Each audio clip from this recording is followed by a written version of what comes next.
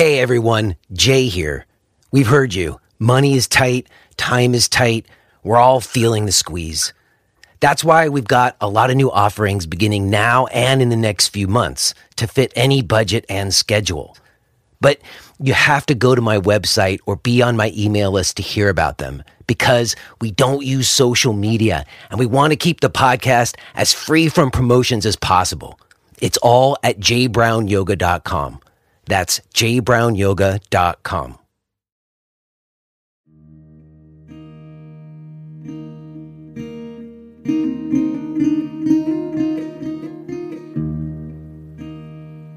Okay, you've done it. With a simple tap of your finger, you have summoned this asynchronous space for us to commune. This is Jay Brown Yoga Talks podcast. My name is Jay Brown. Welcome to you if you're new, and to everyone else, what's up? How's everyone doing? I so appreciate that you have decided to listen today. I hope your spirits are well. And you could think of that as just your emotional state, like your spirits could just mean, how you're feeling. Or it could mean more than that to you, which we'll discuss today, as you'll hear. I'm very glad to be with you all.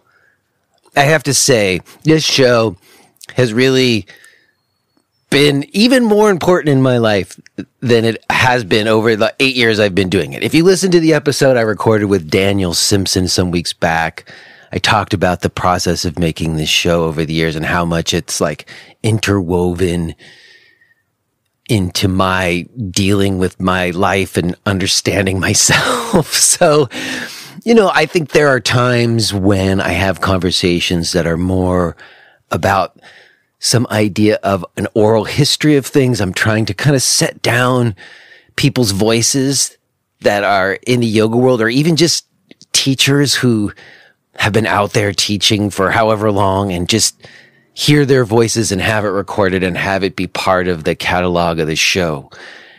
And if you go back and listen to all the episodes over the years, there's a pretty rich history and cross-section, like time capsule almost, of yoga coming to the West, as I'm always saying. And of late, I would say, now that I've been doing this show for, I think it's coming on 8 years at this point, maybe already 8 years, I think I have certain guests who have repeated, several times. And when someone comes back, let's say 3 times, that third time always tends to be a different sort of conversation, because we've already had the episode where we talked about how they came to yoga and like the history and, the books that they've written and the work that they've done and what the influences were. Like, we've had that conversation.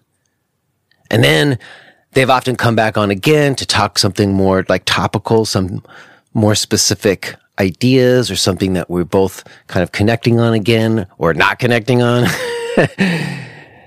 But that third time, if there's a third visit, there's usually like something that is being worked through in real time. Like, if you listen to my conversation recently with Peter Blackaby, that's a good example. And today's conversation with Frank Jude Boccio is another. As I discussed with Frank, you'll hear, we had a conversation 2 years ago, and it was right in the middle of like pandemic stuff, or towards the beginning of it more, I would say. And at that time, I feel like on some level, maybe it's true for me more than Frank, but I was almost like at certain moments in that conversation, not really talking about the same thing that he was talking about.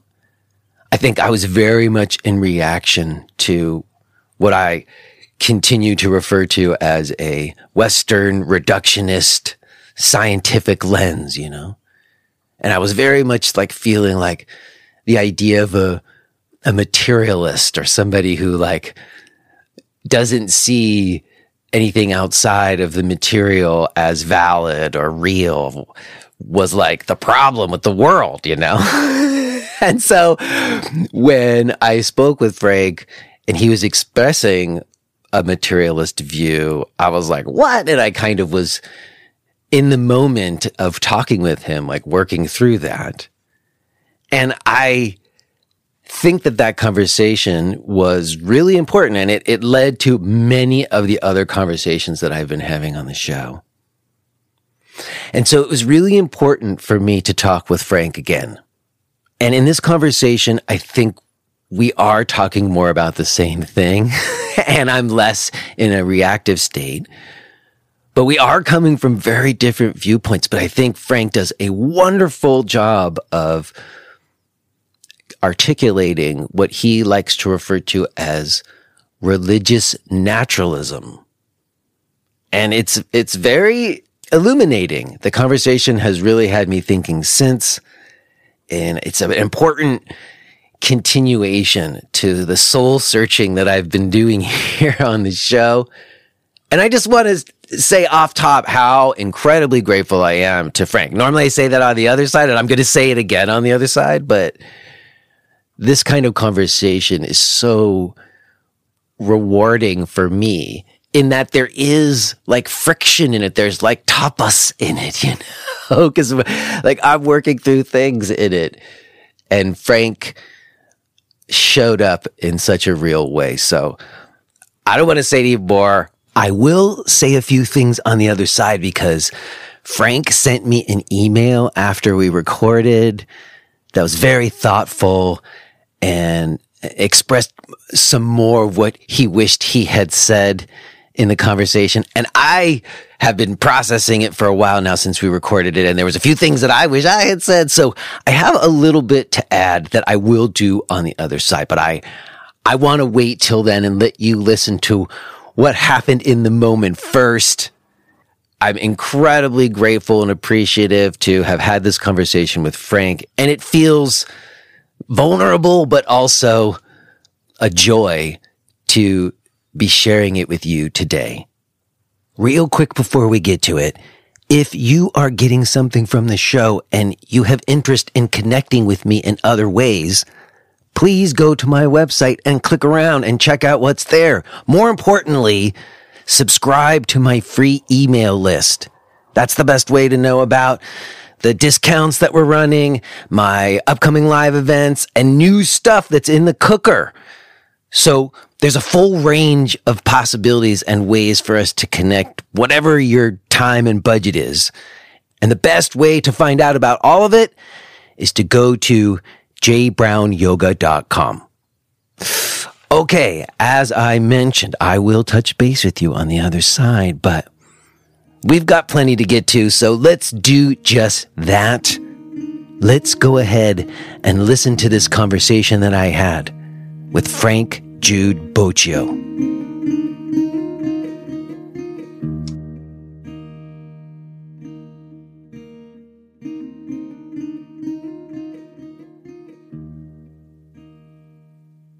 Hello? Hey. Frank. How are you, Jay? I'm very well, thank you, sir. Cool. Is the sound good? Yeah, I think everything sounds good to me. Can you hear me all right? Yeah, very good. Excellent.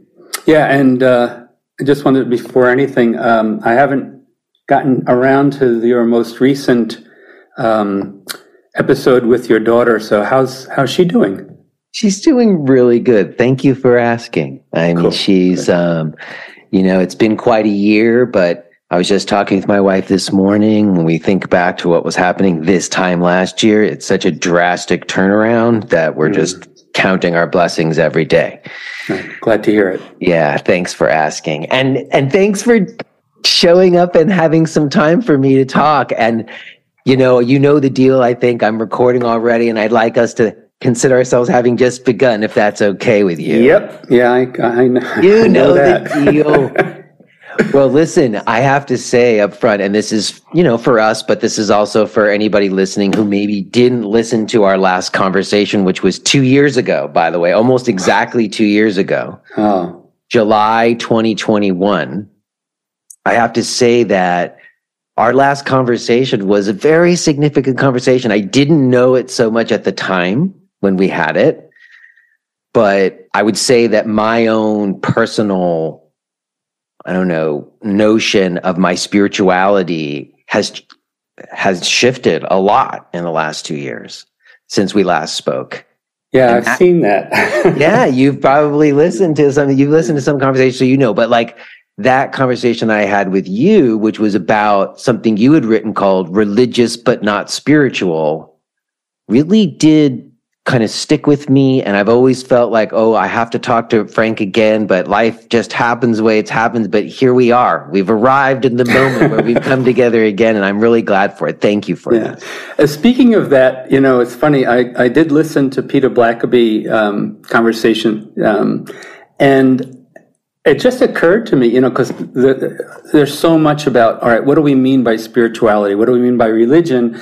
And you know, one of the things I was trying to get across, even in that blog piece, is that in the West, institutionalized religions are a unique Western thing. I mean, the concept of religion doesn't even fit for Eastern, what we, you know, Buddhism and Hinduism. The concept of religion wasn't anything other than a Western concept. And what I was getting at was the religious experience, its root being religio, which means literally to bind. So for me, it's synonymous with yoga, and it's practice oriented rather than creedal or belief centered. But with all of it, when I was listening to Peter Blackaby and you talking, I was like, about how you described the classes and everything else, I realized I've actually avoided the issue by just, you know, because I teach mindfulness yoga online. Tucson Yoga closed last August. I just refer to it as contemplative approach, and avoid the baggage of whether it's religious, which I know the words sometimes make problems. I completely understand. Unnecessary problems, you know. Yeah. Well, I guess what I would say is interesting to me is I have a conversation that I've recorded that hasn't posted yet at the time that you and I are recording this, but it will post before this one does. And it was with Ranju Roy and Dave Charlton. And all three of us are very inspired by Desika Char as a teacher. Mm. And we were reflecting on the fact that one of the first books, if not the first book of his teachings that was published in English was called Religiousness in Yoga. And we were looking at the word religiousness. So not like religious or religion, but religiousness.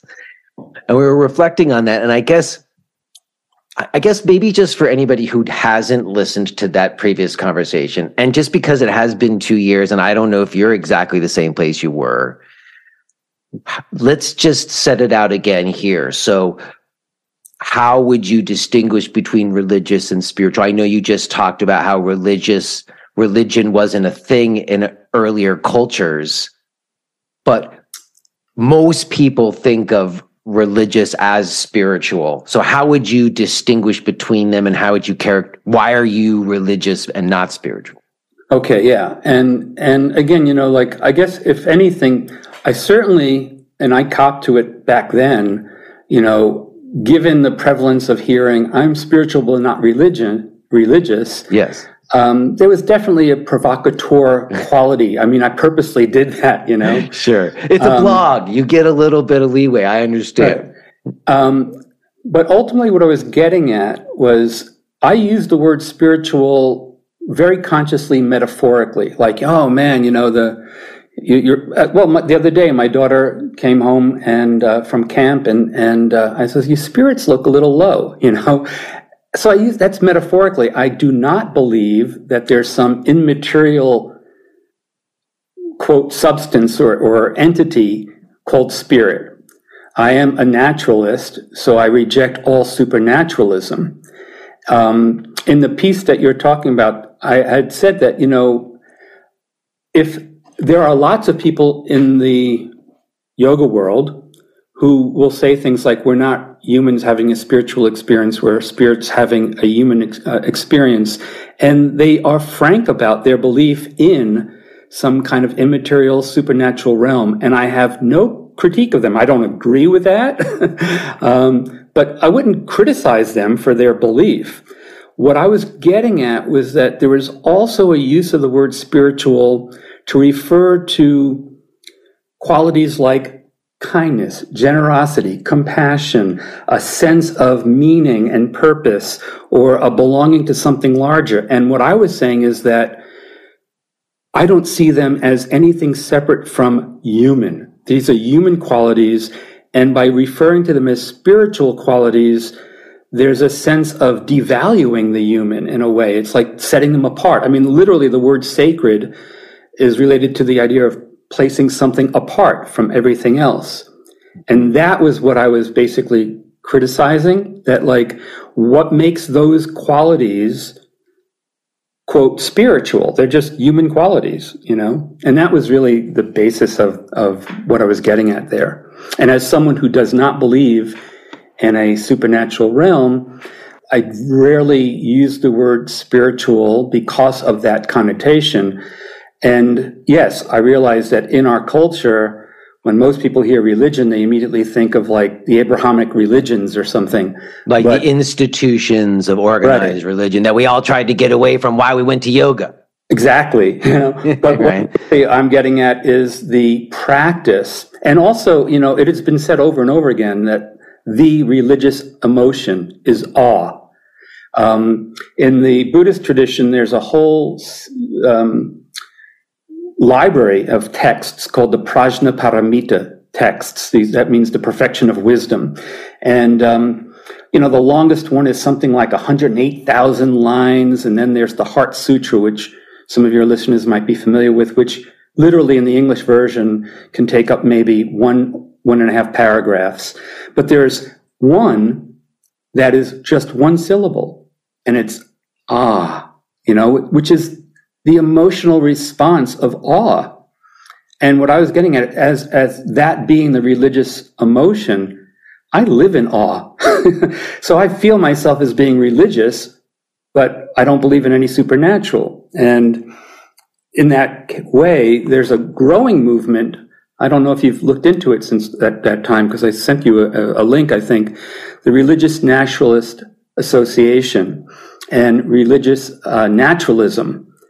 And it's a growing movement because there are a lot of people who feel a deep something relationship that qualifies as religious, but who do not believe in, you know, God or some kind of supernatural realm. Well, I hear you. I have to say it's so interesting because I did have someone on, you may have heard, I don't know if you listened to, I had Hari Kirtana Das on, and he's come from a totally theistic standpoint. Mm-hmm. But he's also reimagining like a definition of religious. But his definition of religious is essentially the healing of the soul by reconnecting to the source of the soul. Like that's what he was using the same etymology that you used last time you came on the show, where you said religio and it compares to like ligament, like it brings things together. Right. But from a theistic standpoint, it had to do with the healing of a soul. Now you, on the other hand, are also saying that you're having a religious experience, but that religious experience doesn't have anything to do with a soul or with a creator. Mm-hmm. And I guess most people would associate religious with a belief in God. That's what I think I was a little confused around last time we spoke. Right. But if you remember, one of the things that is really interesting is, again, you know, we have to contextualize in Western culture that is true, and I understand that. But if you remember, Richard Gombrich is a Buddhist scholar who's devoted his studies to Pali Buddhism and Theravada. And he specifically asked, I think it was a Thai monk, what place God has in religion. And the monk's response was, what does God have to do with religion? Because from his cultural perspective, there is no creator God at all anyway in Buddhism, but even like traditional Buddhists, they believe in different deities, but they are on the wheel of samsara themselves. They're not outside of that. And at the best, you can pray to a God for a son, given a patriarchal culture, or success in some endeavor, but gods can't liberate you, and that's the purpose of religion from his cultural perspective. Moksha, liberation, and gods don't do that. So what do gods have to do with religion? Completely different understanding. I get it. I guess I'm curious. I want to ask you more about this feeling of something of awe that you talked about. But before we talk about it, I guess I'm curious also, has this always been your viewpoint that there is no, I mean, you keep saying supernatural, we can talk about that more, but that there's no soul or God? Or was there a time in your life where you did have a belief in God, or were you raised with any God as a kid? I was raised Roman Catholic, and at one point in my life was very influenced by St. Francis. And so I kind of tried modeling myself off of him. I mean, and if you know anything about St. Francis, he was an ascetic, and he would definitely do some what we would refer to in the Indian tradition as extreme austerities, like tapas, And so literally there were times where I would walk around with pebbles in my shoes. Even as a Buddhist, and I got into Buddhism, 48 years ago, from much of that time, believed or accepted in the idea of rebirth. And, in Buddhism, it's not transmigration, it's not reincarnation. It is a very different, actually, because in Hinduism, as Krishna describes it in the Bhagavad Gita, it's like a soul leaves one body and goes into another, like a man takes off one, shirt, puts on another one. Like a disembodied entity or something, right? Yeah. And in Buddhism, there is no soul or Atman, so it's more of a continuation of a process, right? More like a candle flame persisting over the course of an hour. At the end of that hour, it's not the same, but it's also not separate. There's a causal continuation. And that's the idea of rebirth in Buddhism. And I believe that until, I guess, certainly into the late 90s. I'm not sure when I started to loosen my belief in that and all that, but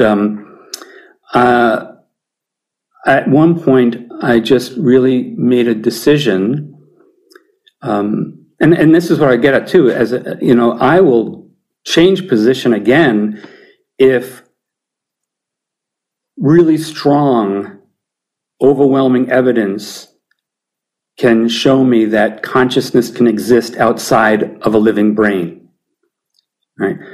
Then I will change my opinion and I'll change my position.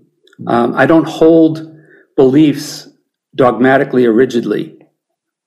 And so at this point, I do not believe in souls, spirits, gods, angels, any of that. All right.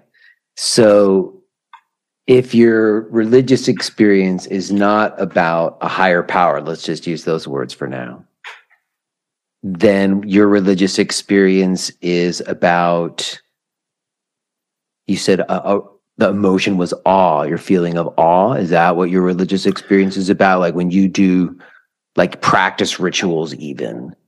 Yeah, and that's something too, I think in your conversation with Peter Blackaby, I think I think it was that one, but I've heard you make the assumption that if someone is a physicalist or materialist or naturalist, any of these different terms, that it is kind of like cold and absolutely rational and all that. And yes, it was in Peter Blackaby, you started talking about spiritual, and when you began to chant again and things like that. I have never stopped chanting. I do 108 prostrations every morning before I meditate. After meditation, I chant this Korean chant called Yebel, which is a homage to the three jewels. So you're prostrating yourself. What are you prostrating yourself to? To nature, to the earth, to... So you're worshiping nature and the earth? For me, transcendence is transcending the sense of any sense of separation, right? When we do a prostration, we go down to the earth. The Buddha said we are born of the earth, right? The 5 most common elements in the universe are the 5 most common elements in this body. We are star babies, you know? And so it's that sense. The altar, like my Zen teacher said, the altar and the statues are a mirror. They're not something external that we're bowing to. And so I love the forms of Zen practice, and I think Zen lends itself to a more naturalistic approach anyway, although there are some definitely what I might refer to as supernatural things that crept into it, but it's a very this worldly based spirituality.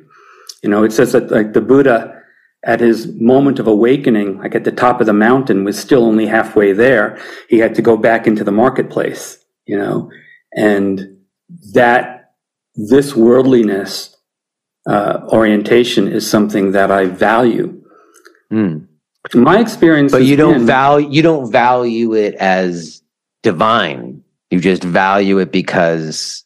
Well, you know, for me, the category of the divine is superfluous. You know, like what does it bring?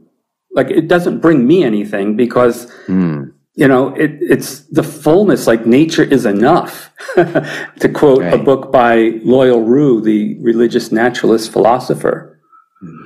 All right, well then let me ask you a question about that. If nature is enough, okay, so let's go there. So, and you talked about a feeling of awe. Like I remember talking about that with Peter. Many people can go to experience the natural, majestic wonder of the natural world and be put in a state of awe by its incredible magnificence, you know?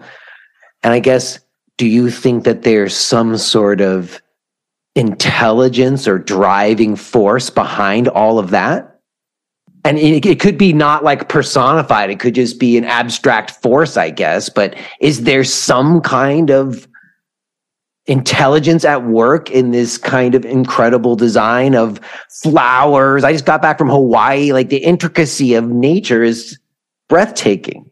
It is. Yeah. Well, one could say like, you know, I mean, those flowers, right? They have a genetic code. That's intelligence. That's, you know, but are you talking about, when you say a force, right? Are you talking about some kind of like designer outside of the creation? I mean, it could be. That is the grand question. I mean, that would be supernatural, and therefore I reject it. I understand, because you say that anything outside of what can be observed in this physical world is beyond the physical world and therefore supernatural and not natural. But isn't there things that like we know exist that we cannot perceive or see, like sound frequencies and light frequencies that we can't see with our eyes? We know they're there. Right, because they have effects in the world. And we can see them. You're saying that there's not something beyond the physical realm that has an effect in this world. I guess that's what you're saying. You don't believe that there's anything outside of the physical world that's having an effect on this world. Yeah. So that means this is a totality. So the intelligence is not bigger than you. Well, no. Well, the intelligence is an emergence. Like, was there intelligence in the billions of years that the universe existed before there was life? See, I do not believe that.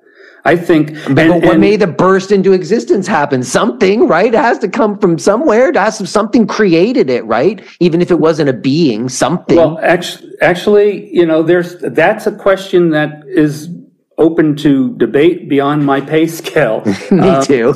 You know, like... there's a scientist, a physicist, actually he's based here at the U of A, cosmologist, whose book is Something Out of Nothing.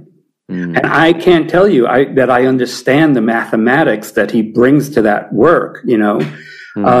But the very fact that that's a possibility is something that we should, you know, definitely think about. And there's a fallacy of like the God of the gaps. You know, the idea is like when we don't know something, then it must be God. It's like, well, no, I am happy to say I don't know.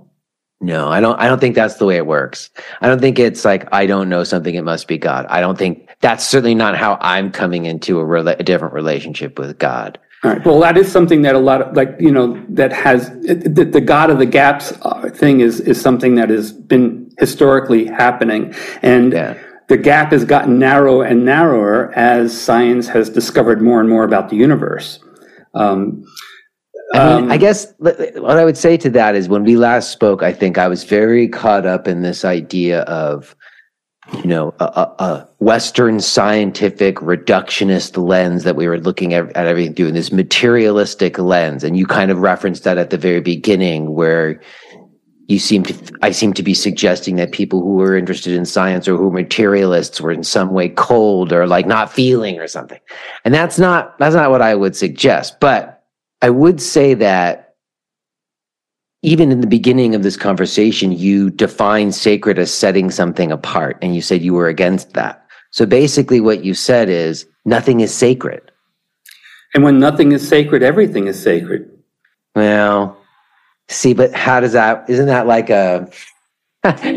if nothing is sacred, then you would just say everything is sacred. I don't know, like what you're saying is there's nothing bigger than me. And that's what I have the problem with, because there's a certain arrogance to that, in a sense. Like, that's what puts us in a position to think that we should be in control of nature.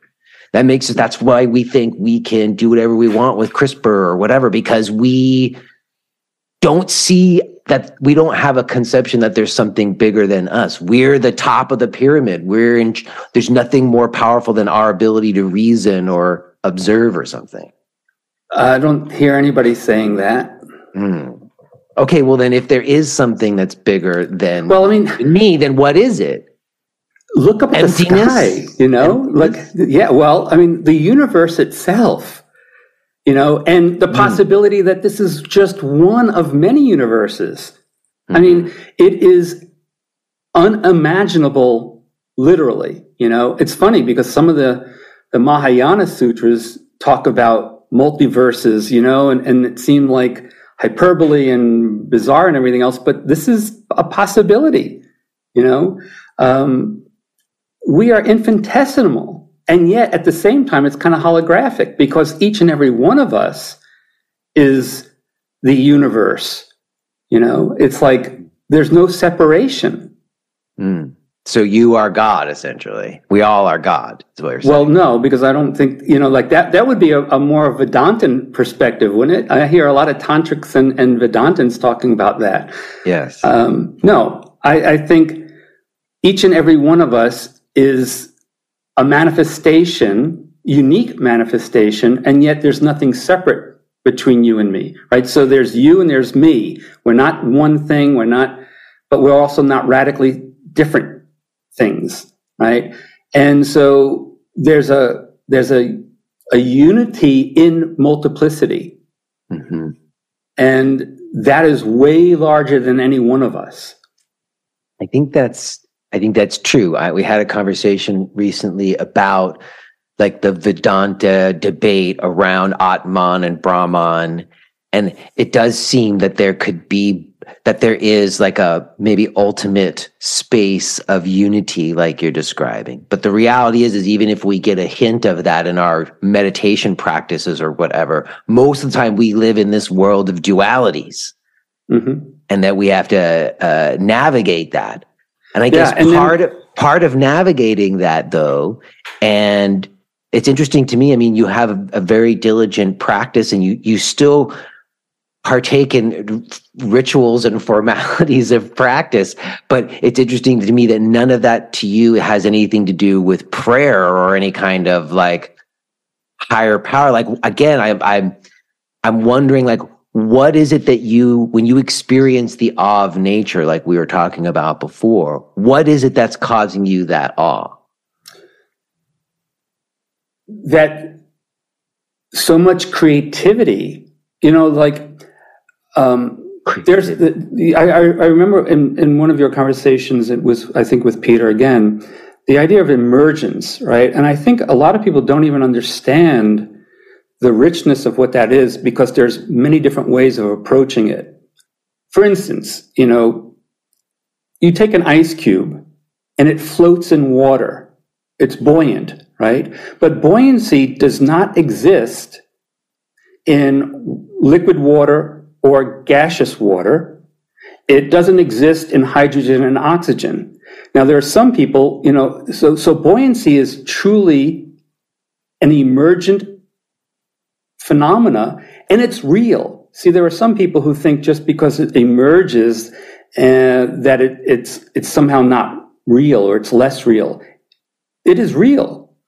And that is what I believe when I see a child like learning how to speak, to stand, to walk. It's just amazing to me, And when I hear people Peter actually said something about this too, but saying, the minimization of saying, I can't believe that you're saying we're just matter. It's that's so denigrating of matter, and I'm not sure what your concept of matter is, because, if it's what used to be called the grunge matter, it's years ago, people thought matter was like clay, but now we have a much richer understanding of what matter is. And so clay has a lot of properties of life they've been discovering. Yeah. As a matter of fact. But matter is, to use a word metaphorically, matter is magic. And suddenly these, on the most fundamental level, right, we're just quarks. But look at what combinations of quarks coming together create. And it's not illusory. I mean, there are some people, I referred to this 2 years ago. I remember I said, I am not an eliminativist. I don't say that because at the most fundamental level, everything is quarks, that everything else is just appearance or illusion. It's no, at each level of organization, new realities are created, and they're real. New laws of physics come up through that, right? Buoyancy doesn't exist outside of that level of description and organization. So it's just the fecundity of nature is amazing.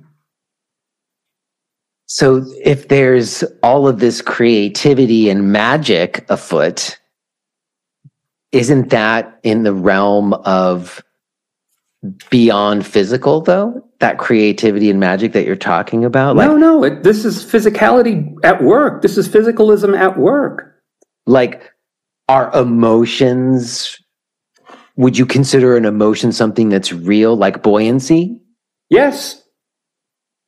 That does not negate the fact that at the most fundamental level, it's related to hormones and nerve impulses and everything else, right? Mm-hmm.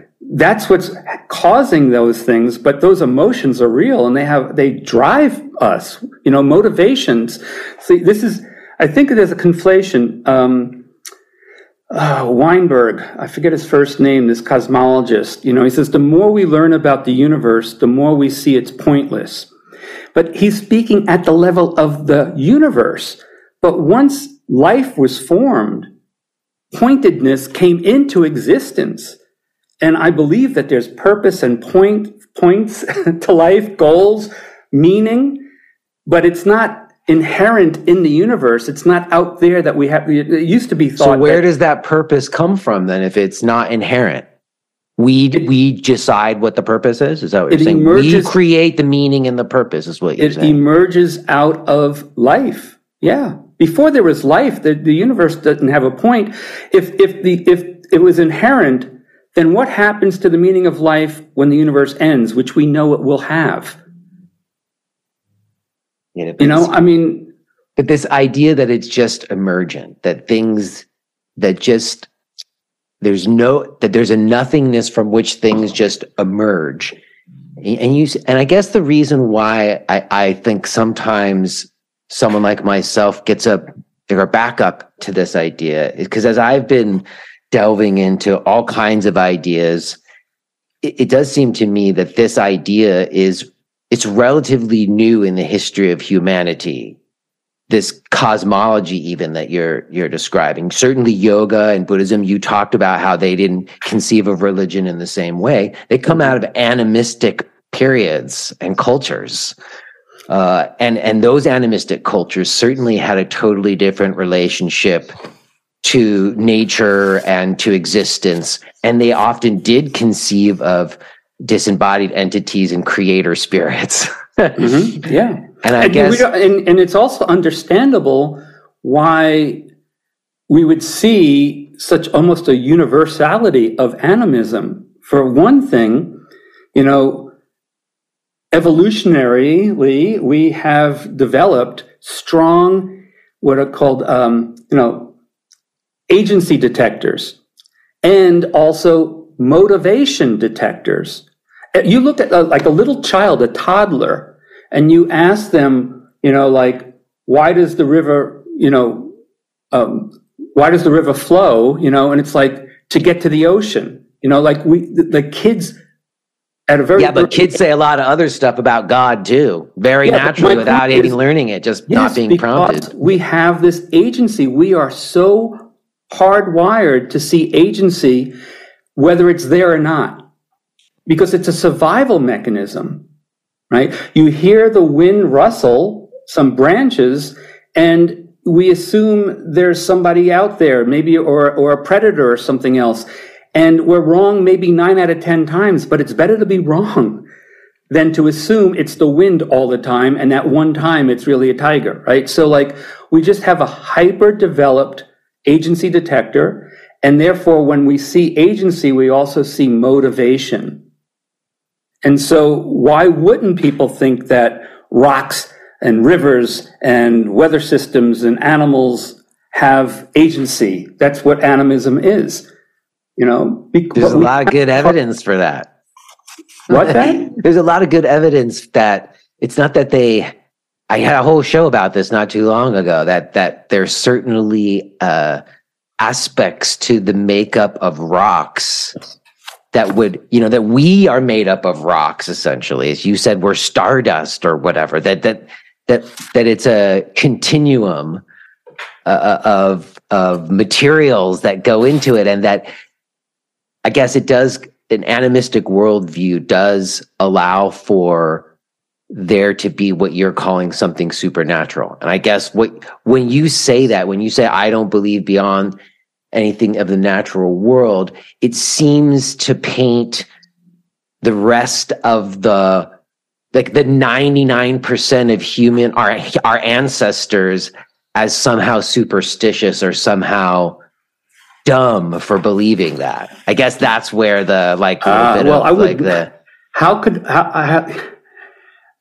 I would never call our ancestors dumb for being creative and coming up with stories to make sense. It's like, there's thunder and lightning because the gods are like bowling. I mean, that was literally one understanding, right?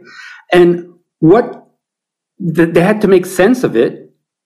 They didn't have the information that we have. So why would I call them dumb? They did really great work with what they had at hand. But now we know better. Now we know better. Is that what you're saying? Now we have a better understanding of meteorology. Yes. You don't think we do? Maybe, yes, on some level, but on other levels, are we any better off? Do we know better? Do we know better about the nature of our existence? We know more what's really happening. Do you? Literally. But Jay, do you? That really assumes believe, that there's an objective reality. Let me ask you something. Are you such a relativist that you will say that thinking that thunder is caused by God's bowling is as legitimate and real and true as barometric pressure and electric charges in the air, meteorological causes? As a general, if you're saying they're equivalent, then No. As a general statement, like you just set forth, no, of course not, because that's apples and oranges in a way. Like the idea that there's a story about God's bowling is not what I'm talking about. The idea that we know what makes, even the definition of what makes something alive or not. just had this whole conversation. Like, that's a gray area in science. Like, what exactly is something that has life and sentience? And now there's things that they used to say don't have any sentience that now sometimes certain plants and trees are sort of saying, oh, maybe they does. Because the definition exactly of what makes something alive or not alive, like what makes something inanimate, is not exactly as cut and dry and clear as we sometimes seem to make it. Oh, yeah. Yeah. In the precept for ahimsa, it says to protect the lives of people, animals, vegetables, and minerals. And a lot of people go, minerals? It's like, well, I'm a carbon-based organism. And, it's the same carbon, ironically, that's causing climate change. So, we have to understand that on a very deep level, there's no difference between, like I said before, the 5 most common elements that make up this body are the 5 most common elements throughout the universe. As Neil deGrasse Tyson says, we don't just live in the universe lives in us, right? And that should make us care a lot more. It's like, in many ways, if we look historically, the traditions that have a concept of supernatural place the highest value in life in the supernatural, and therefore end up devaluing the natural. This is repeated throughout history. And what a religious naturalist would say is that when we have a deeper understanding of nature, our nature, the interdependence and all that, then we need to care for it. There's no away. You can't throw something away when there's no away. Yeah. All right. Well, let me ask you another question then, because you have said that some of what you're looking to do with your Sangha has to do with having a better life, which does sort of seem to imply like a moral framework. Oh, of course. So do you think that there is right or wrong and good and evil in the world? And if so, how does one discern that? I think, yes, obviously, I think that there is good. And I don't think, when it comes to evil, I think evil actions, I don't believe in a force of evil, like Satan, like the Manichaean. There's no like malevolent forces, but right. There is impure acts or something, or what? Yeah, there's evil actions, and from the Buddhist perspective, all evil arises out of what are called the 3 poisons: greed, hatred, and ignorance. And those 3 are the causes of evil actions. I mean, I actually, when I feel compassion when I understand that everyone, like the Buddha talked about this universal desire that all beings have to be free from suffering, to be happy, right? And then look, out of ignorance, out of greed, out of hatred, how they try to go about doing that. And that's the cause of so much suffering in this world. Everyone out there is trying to be happy. The thief, the murderer, the rapist, out of ignorance, they think that what they're doing is going to bring happiness. Where do you think that universal impulse is coming from then, if we all have it? It's just emergent? It's another emergent phenomena? The impulse for what? For not wanting to suffer or to ease suffering. Yeah. Well, yeah. All life. I think the ultimate value would be viability, right? All life seeks to create the conditions to persist in living.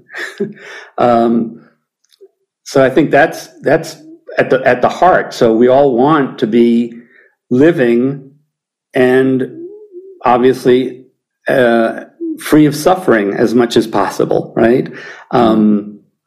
That's the promise held out by religions, by many utopian philosophies and politics. This is where I actually part company with yoga and Buddhism, because they do hold out that somehow there can be a complete end. If you are hearing this message, then you're listening to the free version of J. Brown Yoga Talks. To hear the rest of our conversation, please subscribe to Podcast Premium at jbrownyoga.com/premium.